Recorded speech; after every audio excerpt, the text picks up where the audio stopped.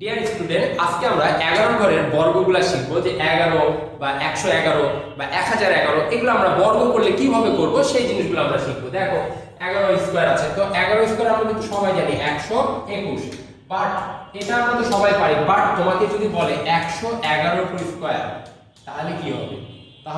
খুব ভালো করে বুঝো, যেহেতু 111 আছে তো এখানে কয়টা এক আছে? 1 2 3, কয়টা এক আছে? তিনটা এক আছে। তাহলে সিরিয়ালে তুমি 1 2 3 লিখবা। যদি চারটা এক থাকতো তাহলে চারটা দিতাম। তো 1 2 3 লেখার পরে এক এক করে কমাবা, 3 এর পরে এক কমাও, তাহলে কত হবে? 2 আর 1। That's it, this is the answer. Okay, যদি চারটা এক থাকে তখন কি করবা? 1 2 3 4, চারটা এক আছে না, তাহলে আমরা এখানে কি লিখবো? 1 2 3 4। তারপর কি করবা? এক এক করে কমিয়ে দাও, 3 2 1। দ্যাটস ইট। ওকে, সেই পর্যন্ত ভালো থাকো। তোমরা অবশ্যই অঙ্কগুলো প্র্যাকটিস করো। চ্যানেল ভালো লাগলে লাইক, কমেন্ট আর সাবস্ক্রাইব করো।